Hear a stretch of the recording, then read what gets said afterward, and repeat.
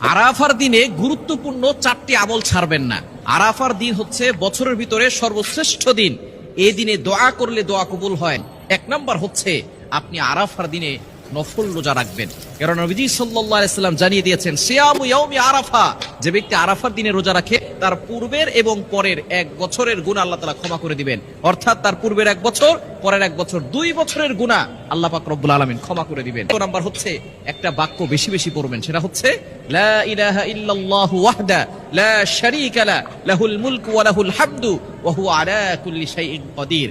এই বাক্যটা সকলের কাছে পরিচিত বাক্য এবং এই বাক্যর ভিতরে আল্লাহর প্রশংসা রয়েছে, এটার ভিতরে আল্লাহর বরত্বের কথা রয়েছে। আপনি এই বাক্য যত বেশি পড়বেন তত বেশি আপনি উপকার পাবেন। এবং 3 নাম্বার আমল হচ্ছে আপনি আরাফার দিনে যারা রোজা রাখবে তাদেরকে ইফতার করানোর চেষ্টা করবেন, কেননা যদি কাউকে ইফতার করায় তাহলে সে ব্যক্তি রোজা রেখে যেই পরিমাণ সওয়াব পেয়েছে, ইফতার করিয়ে সে সেই পরিমাণ সওয়াব পেয়ে যাবে। এবং 4 নাম্বার আমল হচ্ছে আপনি বেশি বেশি করে দোয়া করবেন, কারণ আরাফার দিনে দোয়া কবুল হয়। অনেকেই বলেন, হুজুর দোয়া করছি দোয়া কবুল হচ্ছে না। আপনি আরাফার দিনে যদি দোয়া করতে পারেন, দেখবেন আল্লাহ তাআলা আপনার সকল দোয়াগুলো অ্যাকসেপ্ট করে নেবেন, কবুল করে নেবেন। সুতরাং আরাফার দিনে এই 4টি আমল মিস